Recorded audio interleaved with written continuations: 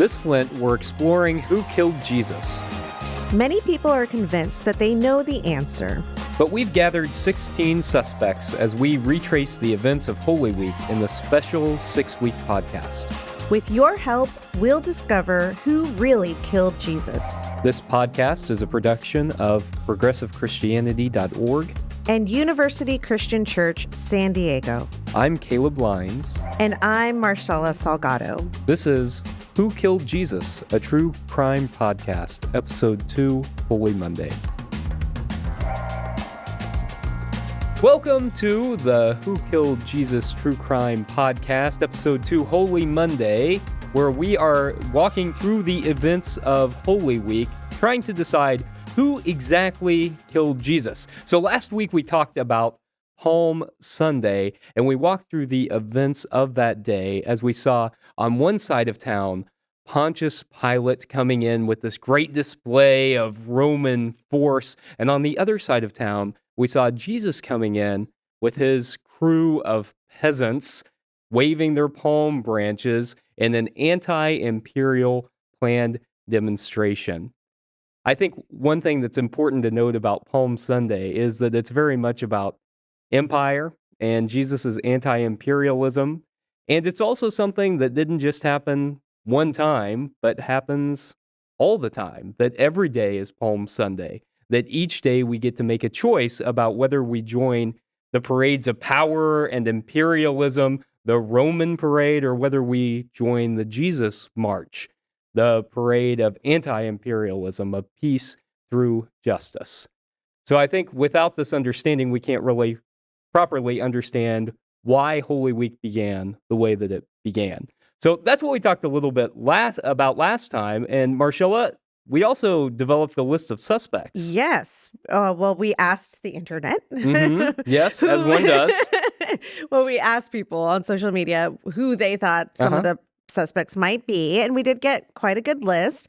We'll touch on them really quickly, but if you want to hear more, you can go back to episode 1 where we delve into it a little bit more. But we have, first of all, the Roman Empire. We have Pilate, the Sanhedrin, Jews, Sadducees, Pharisees, original sin, God, one of my favorites, Republican Party, and you threw in also just U.S. politics in general. Right. My personal sin, not just Marshela, but your personal sin as well. Mine? What? I know. So our personal sin, okay. My other favorite, Courtney Love. Courtney did it. Judas, greed, disciples, Caiaphas, and the Roman Empire. So those were the suspects that were thrown out initially. I hear you might have a few new ones that people added. Oh, that's true. Yes. After last week, some folks added some other suspects. And so we kind of started to narrow it down last week a little bit. We talked about the Roman Empire. Roman Empire and, well, Pilate. Pilate, of course. Emerged as a suspect. And then the one that really that hit me was Caiaphas, not somebody that I had really, I don't go around thinking about Caiaphas every day. Why not? But I know, very obscure person in the Bible. But Caiaphas emerged also. So those were, I think, the top 3. We talked about the Roman Empire, the Roman Emperor Tiberius a little bit too. But I think you're right that those are the top 3. And someone suggested, okay, but what about Herod Antipas? So Herod Antipas was the Roman tetrarch, or the tetrarch of the Jewish people, and he was controlling a portion of the land where Jesus was, including Galilee. And so this was not Herod, who we find in the birth narratives. That's Herod the Great. It's his son. And after Herod the Great stopped ruling, Herod Antipas got a portion of that kingdom. And he wasn't really King Herod. He was a tetrarch, but he did have some power. And at least one of the Gospels, the Gospel of Luke, talks about a possible role in Jesus's death. And certainly Herod Antipas is responsible for the beheading of John the Baptist, because John the Baptist criticized his marriage. Yeah. Whoever threw that out knows their Bible facts. That's I right. just have to say. That's right. So that was a great one. I like that. We should probably add Herod Antipas to our murder board. He is listed in one of the Gospels as participating in Jesus's crucifixion. Okay. And two other responses I got were no one killed Jesus. No one killed Jesus. What? I guess I don't get it. Because he died. And so the thought was no one killed Jesus because he's still alive, because his presence, his spirit is still with us. I like that. Okay. I like You that. like that? I mean, I mean, it depends on which way you look at it, but that is very creative. Right. And not historical, but a theological statement. Mm-hmm. And so another one was human frailty killed Jesus. Okay. That it was because humans didn't have the wherewithal to stand up on behalf of Jesus. They were complicit in it, so human frailty. So those were two other responses, two other suspects we got in addition to Herod Antipas. So we've got a good list of suspects, Marshela. That's a lot, especially when a lot of people will just name one and they'll say it as if they're very convinced of that they possess the whole truth about it all. Yeah. So I'm curious, do you have any favorite suspects of any of the ones we've talked about so far? Well, Courtney Love. Courtney Love. Courtney Love will always be my favorite. Yes. Yeah. But and how do you think she did it? And how? Yeah, I don't know. Was it the cross? Was she working behind the scenes? How did she do it? She did it with a note, and I don't know. No. I do like the Courtney. I mean, that's just to keep my own conspiracy theories going strong. No, but really, the Roman Empire. I mean, because that's what I fall back on. But with 16 suspects, I think there's. I don't know. It's hard to choose from. There's a few that have popped up that I hadn't really thought about. I hadn't considered. But I think the Roman Empire is one, and I'm curious to know more. I think Caiaphas stirred up some ideas in my brain about just the Jewish hierarchy, like who the Jewish leaders and their collusion and they're working with Rome. Like, what is that? Or is that really how it worked? Or I don't know. So it just left me with questions, but I'm curious. So I think the Roman Empire and Caiaphas. How about you? The Roman Empire and Caiaphas. One thing that I think I'm leaning towards multiple suspects. Like, it's like an Agatha Christie novel, where you think there's one person who's going to be responsible. And as it turns out, it's a whole bunch of them secretly colluding together. And one thing that, as we are reading Borg and Crossan's book the last week, that I am reminded of is that there were a whole lot of forces working against Jesus. And it's not real surprising that he ended up on that cross. Yeah. So I think I'm leaning towards more suspects than I thought about when I entered. And so I think that's one of the things that's really good about reading these stories over and over again. Yeah. And reading historians and scholars, theologians talking about this is that no matter how much we think we know about it, that there's always more to learn. Yeah. And we're 2,000 years removed from this. And people probably didn't know all the details even then. Right. Exactly. Yeah. And so coming back all these years later, I think there's a lot to learn. Yeah. So we've talked about Palm Sunday and some of the suspects that have arisen so far, but we're moving throughout the week. And one of the things we're doing in this podcast is retracing Jesus's last week day by day. And so we're moving on to Monday because in the Gospel of Mark sets the week out one day at a time, and he tells us what happens each day of the week. And so Monday is the temple cleansing, as it's often called, or the temple tantrum. The temple tantrum. You like that? That image, the meme of Jesus just, throwing the table and it flying and, just words flying out of his mouth in anger. The whips. Yes. And the whips. Yep. Yes, Indiana Jones Jesus. Oh, I like that. Indiana Jones Jesus. There you go. He doesn't even have to search for the Holy Grail. He knows where it is. Exactly. He just used it the night before. I like that. And I like that meme that says, if anyone ever asks you what would Jesus do, remind them that losing your temper and turning over tables is always an option. Yes, I do like that one. Yeah. The temple tantrum. Yeah. But um I mean, what did you grow up thinking Uh, happened there? Or like what were mhm. you told? What were your Well, first of all, I don't think I ever thought much about it being during Holy Week. Okay, It yeah. was just because we didn't ever talk about it. Mhm. We talked about Palm Sunday, and as we talked about last week, we might hop into church for a Maundy Thursday and Mhm. then come back for Easter or something like that. But we didn't celebrate Monday in any way, and in the same way that most churches don't. And so I think I just thought that this was a part of one of the things that he did. I don't Mhm. think I realized the linear progression of Jesus's ministry Mhm. in which he was headed to Jerusalem. Because if you Mhm. read through the synoptic gospels, Mark, Matthew, Luke, then Jesus is only in Jerusalem one time, and it's Mhm. this time. Right. Other than, if you read in the Gospel of Luke when he was a kid and he went into the temple for the Right. dedication stuff, but that's only in one gospel. In the Gospel of John, he goes to Jerusalem 3 times, and so Mhm. it's a little different.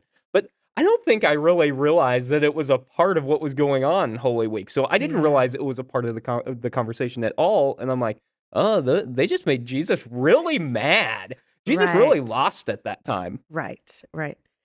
You make a good point. I hadn't thought about that. Even in reading it, I was Mhm. like, last week I joked, I'm like, did anything even happen on Monday? Because again, Yeah. we go from Sunday to maybe Thursday, but you go from Palm Sunday to Easter Mhm. Sunday and everything's good. You make a really good point. I never thought about it within the context of Holy Week, that it was something that Oh, yeah. happened during Holy Week. And just right now when you're talking, it kind of set a little light off in my head that's like, oh, that makes the event almost even more important. Mhm. And now having had read the chapter, like it really shifts, again, like or not shifts, but re-emphasizes this point that there was purpose in that week in Jerusalem. Mm. And then you made another point that I never really thought about is we don't talk. I mean, we don't. Growing up, I thought that Jesus spent a lot of time in Jerusalem. It's like Mhm. that's his hangout spot, Right, yeah. right? Like It's like we going to the mall. yeah, exactly. It's Go to the like, "Where are temple. you going Yeah. today?" Oh, "Jerusalem, we're dating the ourselves, temple, people hanging the out at the mall, the mall, mall." I know. know? Exactly. And my kid would be like, "Where?" "Let's go to the mall." Oh, no. But, I mean, again, like, there is this adds to the Mhm. significance of the week, Yeah. of the location of Jerusalem in general, and now that you're saying that Jesus, didn't hang out there all the time, just the events of the week seem that much more important, and this event at the temple has always been important in my brain, but Yeah. in the context of Holy Week makes it I think elevates it a little bit more. I also think I thought that whenever Jesus went and overturned the money changer table, that, like, everyone thought, "Okay, well, you shouldn't be taking money in church, in a religious Mhm, institution," right? mhm. That they were exploiting people or something, trying to take their Right. money, and I don't that's not really what it was at all, as we'll talk about in a few minutes, and I also pictured, I think, just, like, a couple of tables in, like, a church lobby. Mhm. That's Right, like that was my yes. experience of religious institutions, right? And Yeah. so I grew up in this rural church, and we had a little lobby as you were entering, and there was, like, a table there, Mhm. and so that was my mental image, was somebody just sitting out there at Yeah. a table and Jesus just turning it over, which also wasn't really very accurate. Yeah, yeah. But I think those are the images that we were told and kind of Mhm. given. I mean, I'm sure I feel like there was a sermon or something in there, or at least storytelling Yeah. about what happened in the temple. And so that was the kind of the narrative I was given. Like people were selling things there, and Jesus didn't like that they were taking Mm. advantage of people or selling, or Yeah. even that they were selling little animals for sacrifice. He Right. didn't like that. So Because he was the because sacrifice. yes, That's because he was the the sermon ultimate we get. Yeah. exactly. So that really, I think, I mean, I knew this and I studied this at one point, but Yeah. again, like it's easy to fall back on ideas that I grew up with Yeah. sometimes more than what I've learned is historically accurate Yeah. or even prophetically accurate, Yeah. like this combination of, prophecy and history and just like Jesus knew what he was doing. I didn't get that story though. I got a very different like just what was happening. The narrative doesn't fit with what I'm learning here, but Yeah. I think that's important, Marcella, is, we call that embedded theology, the mhm. theology that we learn when we're young. And sometimes, no matter how hard we work to get rid of that, Mhm. it can stay with us for a long time, Oh, and it's hard to dismantle. yeah. So there's a lot to talk about when we're thinking about Holy Monday and Jesus going into the temple. So let's take just a quick break and get into more of the details.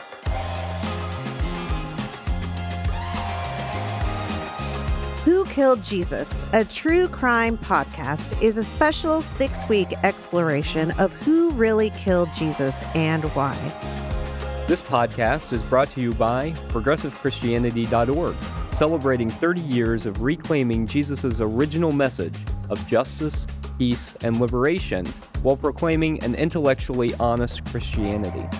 And University Christian Church, San Diego, an authentic, inclusive, and progressive congregation in the heart of San Diego's Hillcrest neighborhood that declares God's love for all people.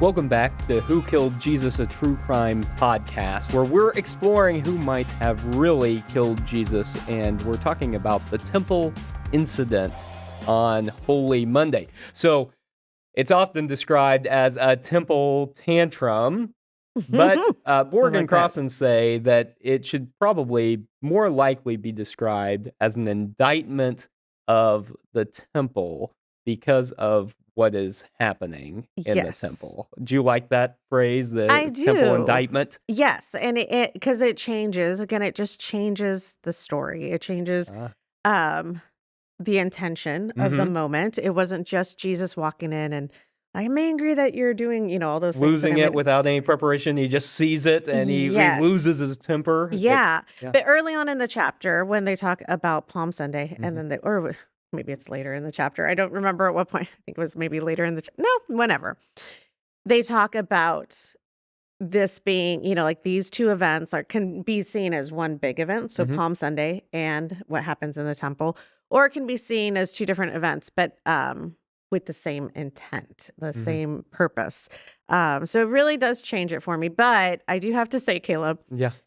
this was a lot to take in. It This was a whole lot. chapter was There was a lot here. it was I had to read it and listen to it twice to Yeah. try to take it all in. So Yeah. you're going to have to walk me through some of this because there was a lot of that I needed clarification on. It's complicated, right? And Borg and Crossan point that out. They say, in fact, that Mark's narrative was so confusing that Matthew changed it. Mhm. Because Matthew, when Matthew came along using Mark, Matthew and Luke both used Mark as their main source for their gospel, that Matthew didn't put the temple indictment on Oh. Monday, but put it on Sunday instead. Mhm.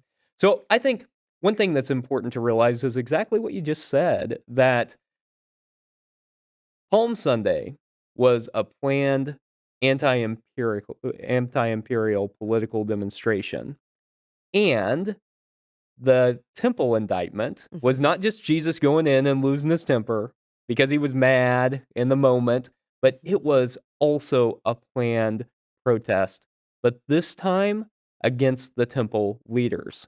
And I Mhm. think that's something that's really important for us to realize is that Jesus really took issue both with the imperialism of Rome Mhm. and with the way that religion was practiced by the Right. authorities. And I think that's important to say because if you read through, say, the Gospel of John, especially when we get to this point in the story, we find a lot of generalizations. Mhm. And that's because of the context in which John was written, and we'll get more into that later. But John loses the differentiation between different groups Okay. and puts all the Jews together. And that's why the Gospel of John can be interpreted in anti-Semitic ways, Right. because he Yeah. loses the differentiation Uh-huh. between the different groups. Mm. So I like the thought of the temple being a planned protest against the religious establishment. What do you think Mhm. of that idea? I really like it. I like how they touch on that in Mhm. the book, especially. Because again, looking at the list of suspects, Yeah. it's thrown out there, and this is where we get a lot of the anti-Semitism, also like the Christian anti-Semitism, is the Jews. The Mhm. Jews were the ones that crucified Jesus, paying no attention to any structures of leadership that they might have had, and also kind of ignoring just the social structures and hierarchy. And like a lot of the Jewish community weren't rich, like they were the Yeah. peasants that hung out and followed Jesus, people Right. who were oppressed and marginalized.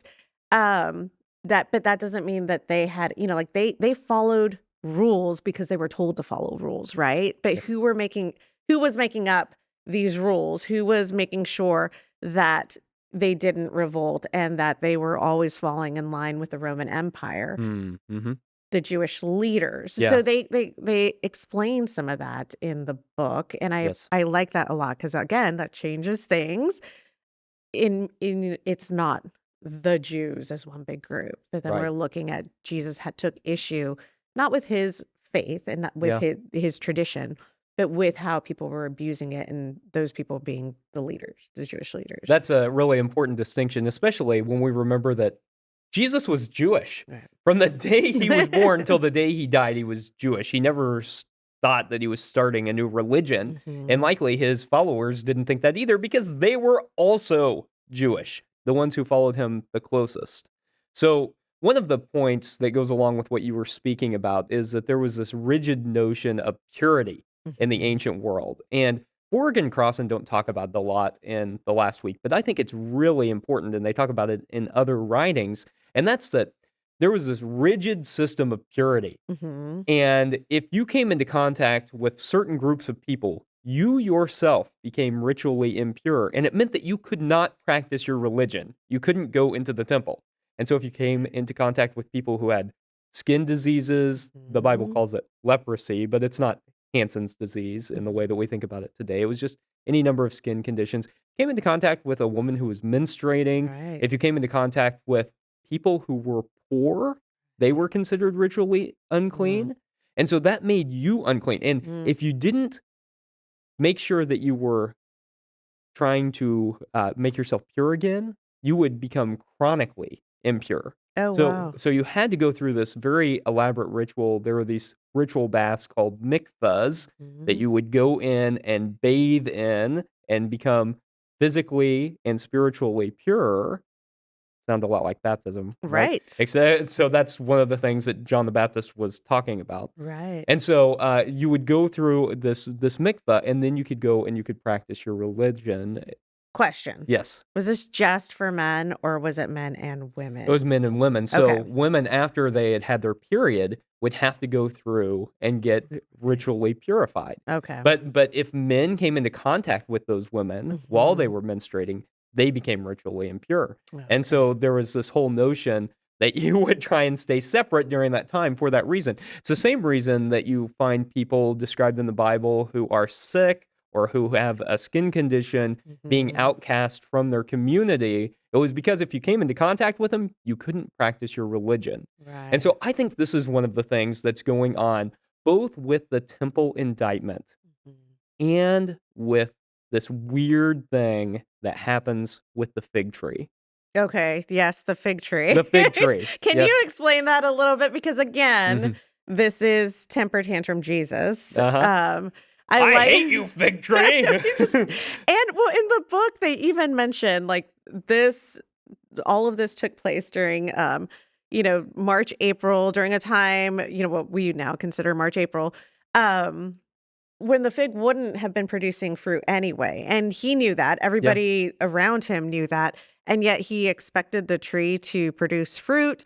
And then he gets really mad, so that it's just like 2 tantrums in a row. Like, do you need to eat? Like, what do you need, Jesus? So explain this a little bit, please. So Borg and Crossan say that this is a cue that we should take the story more symbolically, but I actually think there's maybe a little bit more to it than that. So the text says that Jesus comes along the fig tree and he sees it in leaf.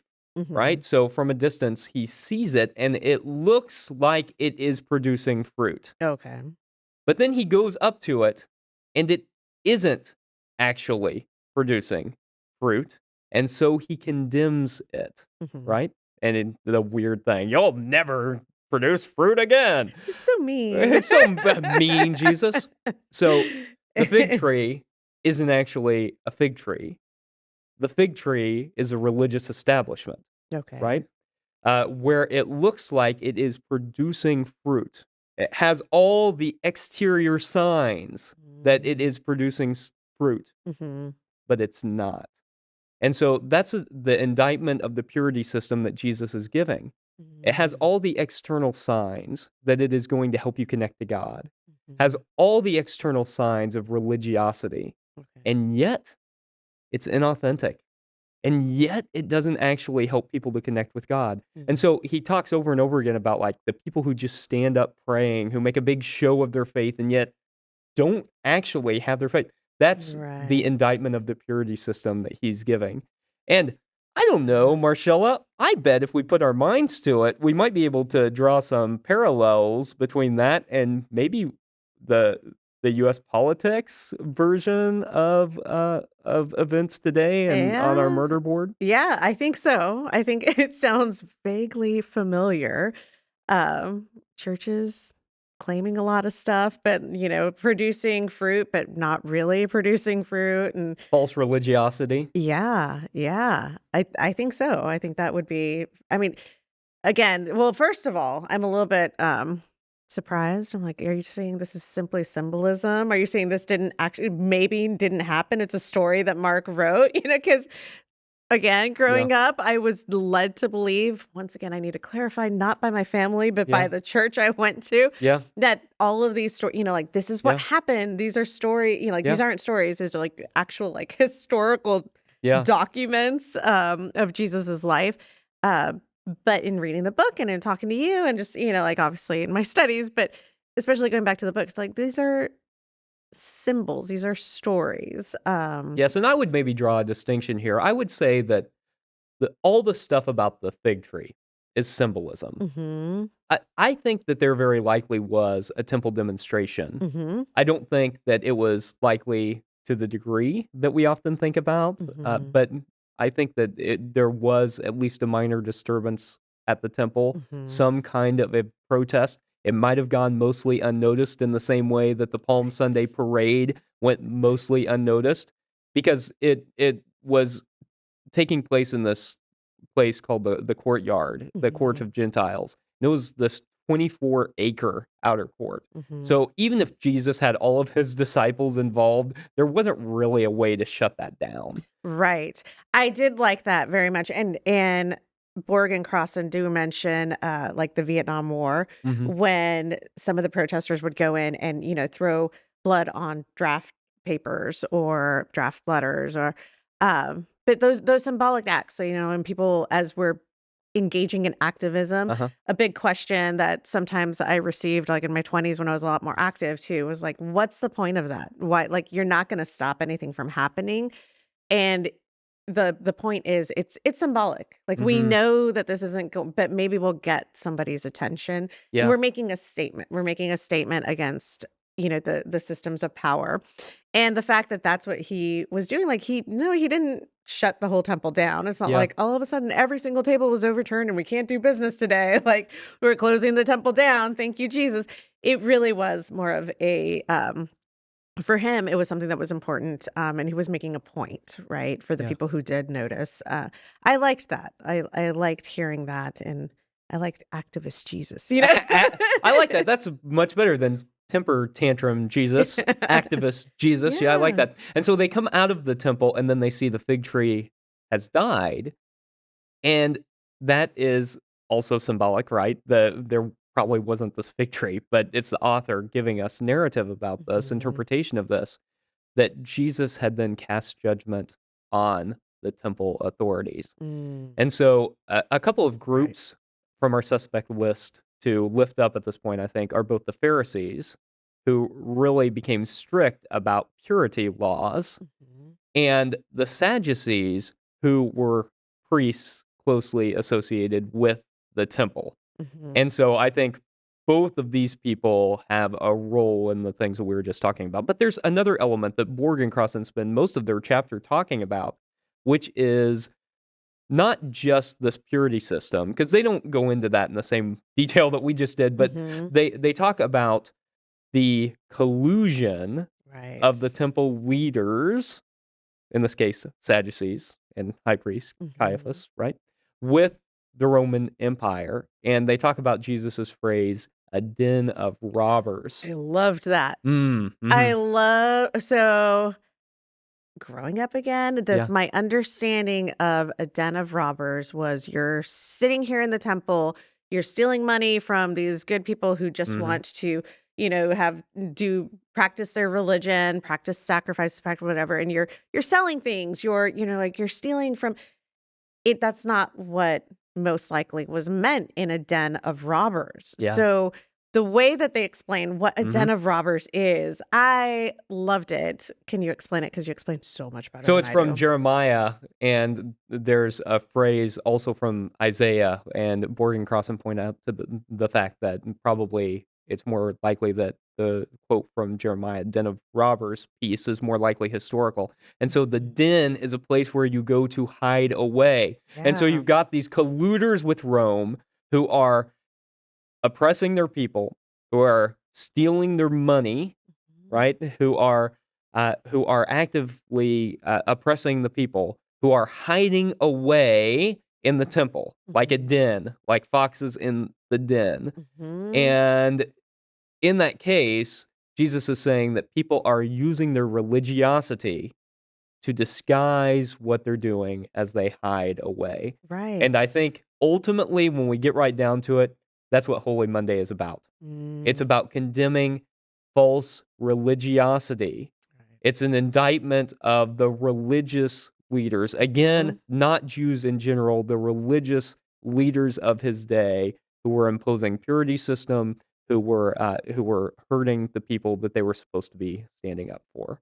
That's so again, Sadducees, Pharisees, but this reminds me again of US politics Mhm. and what's happening in a lot of churches where out on the outside, that's where the stealing, the hurting, the all this stuff that they're doing, and then you come to church on Sunday Yeah. and the den of robbers is filled and, we're just patting each other on the back Yeah. and doing, like that's your place of hiding. That's your place of just trying to pretend that you're not doing what you're doing. Mm. Um, I don't know, it really hit. It really I think that you're right.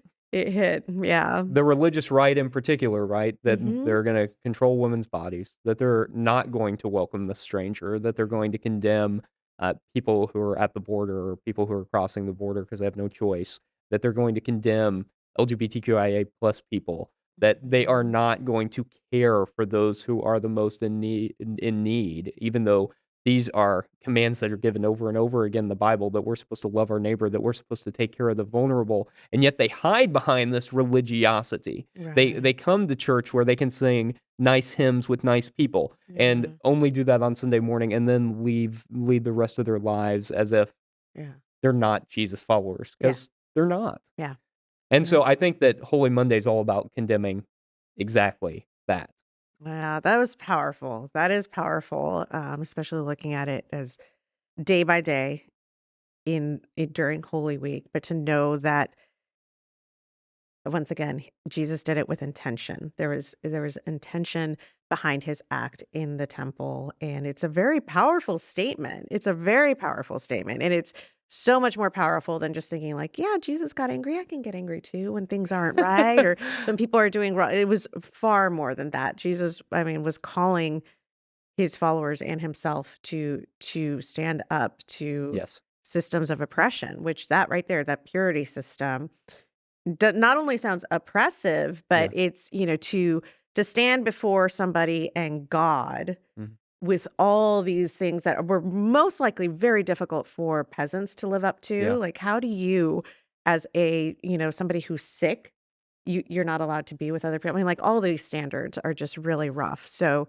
there is intention to it, and I like it There because is an intention it's to it. It was powerful. planned. They were both planned, and I think that's important for understanding the events of Holy Week. Mm. So we've gone through Holy Monday today, and I think learned a lot and gotten some great suspects.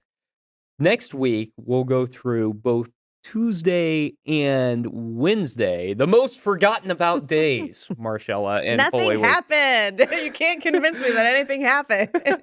We'll find out if that's really true or not next time on Who Killed Jesus, a true crime podcast.